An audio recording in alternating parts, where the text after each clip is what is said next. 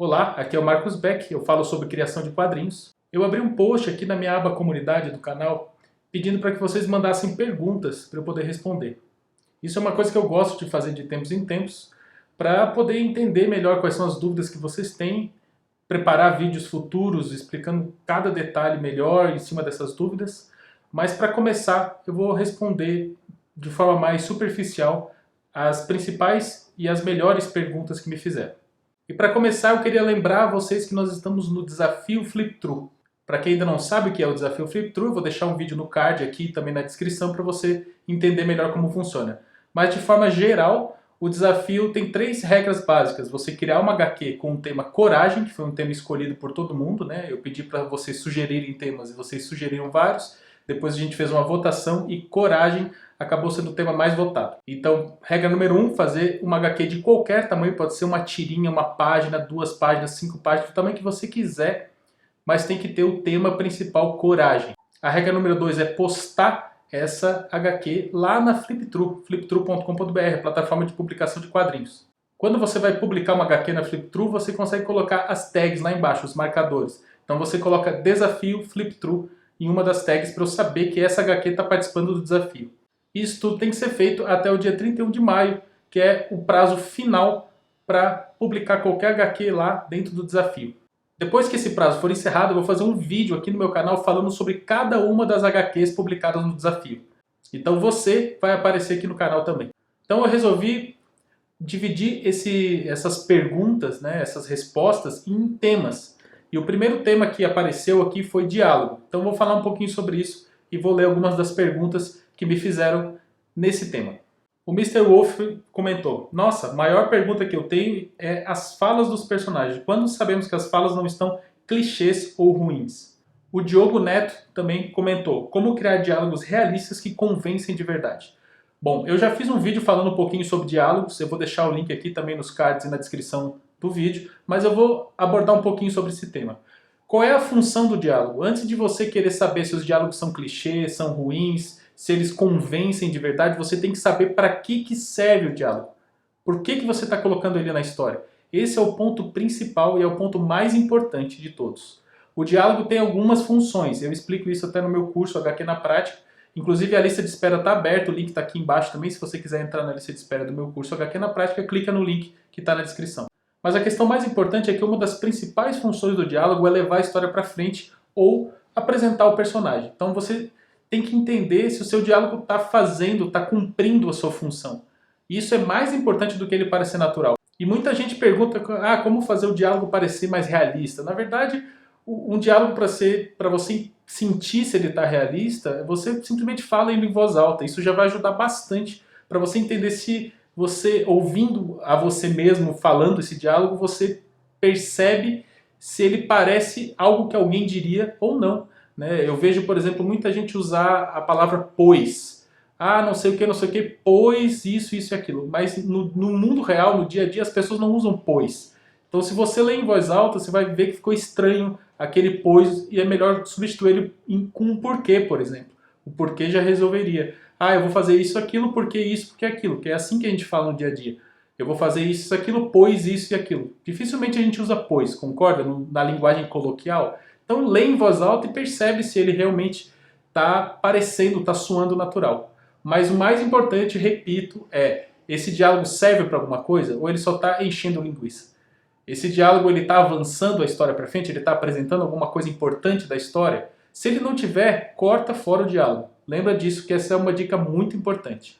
Um outro tema que foi abordado bastante também, que tem uma relação direta com isso, é sobre como eu faço meus roteiros. Quem perguntou sobre os roteiros foi o GroTV perguntando como você escreve os roteiros das suas histórias. O Edmilson Nunes, como escrever um roteiro? Deve escrever tipo uma redação, contando por cima o que acontece na história, ou deve escrever todas as falas e conversa já de cara?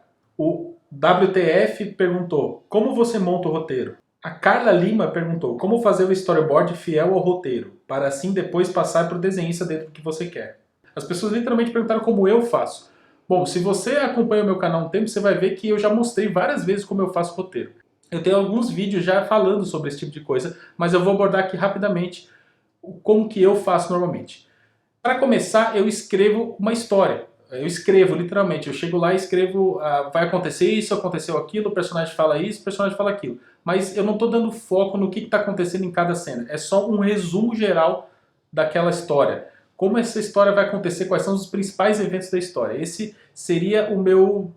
Não é bem um roteiro, né? Tem vários tipos de roteiro, o pessoal fala aí do Marvel Way, tem tipos diferentes de roteiro, mas o que importa é o que funciona para você, certo? Então, a primeira coisa que eu faço é escrever esse resumo geral, ou seja, o plot da história, o tema da história, o começo, meio e fim dela, de forma bem simplificada, e depois eu já vou direto para um roteiro feito com os layouts das páginas, já aplicando a narrativa visual. Esse é um jeito que eu gosto de fazer, é o jeito que eu prefiro fazer o roteiro, mas existem outras formas. Você pode descrever cada quadro, você pode descrever em texto, né, cada quadro, você pode escrever em texto o que acontece em cada página, então tudo depende de como funciona melhor para você. Mas o meu jeito pessoal eu faço um grande resumo geral da história, depois eu faço o layout das páginas e nessa parte do layout das páginas eu começo a trabalhar os diálogos. Em algumas situações que já aconteceram no passado, eu parei de fazer o layout das páginas no meio do processo e pensei, eu preciso desenvolver melhor esse diálogo, por exemplo, fazer uma conexão com o tema anterior.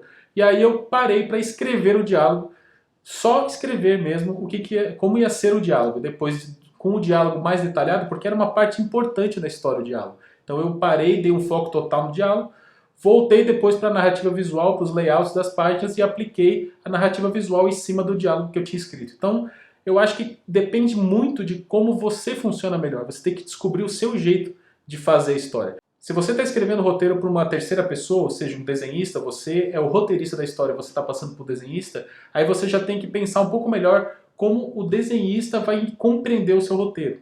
Então você vai também escolher, você já vai passar com o storyboard, com o layout da página, para o desenhista só literalmente fazer os desenhos, não precisar pensar na narrativa visual, ou você prefere escrever o que vai acontecer, página a página, ou escrever detalhadamente o que vai acontecer em cada quadro e passar para o desenhista para que o desenhista tenha o trabalho de fazer a narrativa visual. Tudo isso é uma questão de escolha e existem várias maneiras de fazer, nenhuma é certa ou errada. Seguindo com os temas que o pessoal está perguntando, entrou em seguida a narrativa visual, né, que eu acho que já meio que conecta com o roteiro, dependendo muito do estilo que você faz. Se você não só escreve o roteiro, você também faz os layouts das páginas, os storyboards, então é importante que você entenda que essa pergunta, quando você fala de storyboard, quando fala de layout, você está falando de narrativa visual. Então, algumas das perguntas sobre narrativa visual que me fizeram. O Levi SK8 perguntou, como fazer melhor os quadros da minha HQ e os balões? O Natanael Pereira perguntou, aonde devo colocar as onomatopeias? Também é narrativa visual isso. O Mega Hero Plus perguntou, qual é a melhor narrativa de quadrinhos? Americana, japonesa ou coreana? Vou falar sobre isso também. Bom, as perguntas sobre narrativa visuais são as mais diversas e narrativa visual de quadrinhos é um dos temas mais abordados aqui no meu canal.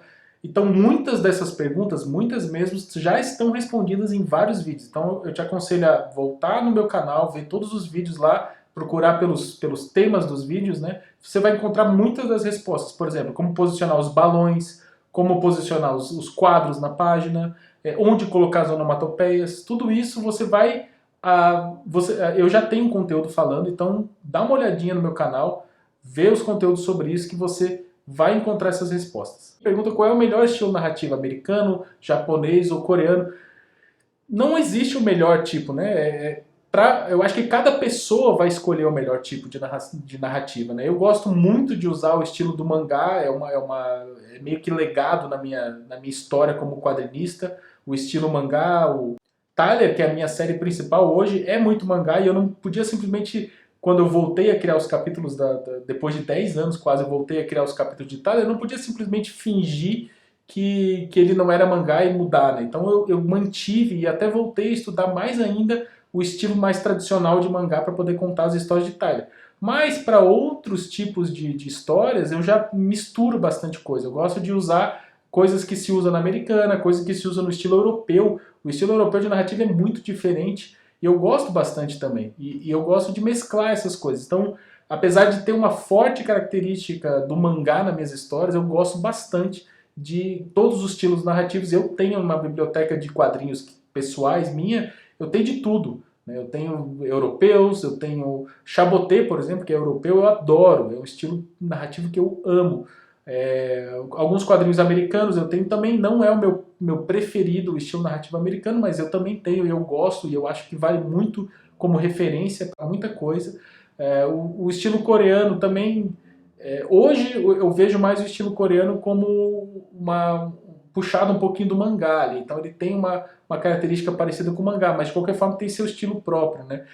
Os próprios webtoons, né, os quadrinhos feitos para celular, para serem lidos no celular, também são em sua maioria tem um estilo narrativo coreano bem específico. Então eu acho que são ferramentas diferentes, são culturas, são formas narrativas diferentes uma da outra.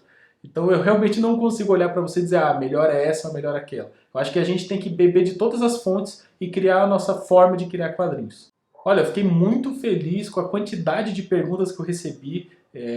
Eu não sabia que iam ser tantas perguntas, então eu fiquei bem feliz mesmo. Obrigado a todos vocês por terem participado. E eu vou fazer mais um vídeo, talvez ainda essa semana, um vídeo extra, respondendo mais dessas perguntas por tema. E não ache que eu vou ignorar qualquer pergunta. Eu vou tentar responder todas. E o mais importante, eu vou usar as suas perguntas para poder criar os temas dos meus próximos vídeos. Então, sempre deixe as suas perguntas nos comentários, que eu leio todos e eu tento responder todos sempre. Inclusive nesse vídeo mesmo, você pode deixar mais perguntas aqui nos comentários para a gente poder continuar respondendo e continuar falando mais sobre criação de quadrinhos e todas as suas áreas de atuação, né? Eu ainda tenho que responder perguntas sobre personagens, perguntas sobre desenho, tem bastante perguntas sobre desenho também. Então são muitas perguntas que a gente tem para poder criar um próximo vídeo e falar um pouquinho mais sobre isso. Então eu agradeço a você que viu esse vídeo até aqui e não esquece de deixar sua pergunta nos comentários. Não esquece de deixar um like nesse vídeo se você gostou, se inscrever no canal e ativar o sininho para receber notificação toda vez que eu postar, que eu subir um vídeo novo aqui no canal. E eu te vejo no próximo vídeo. Até a próxima!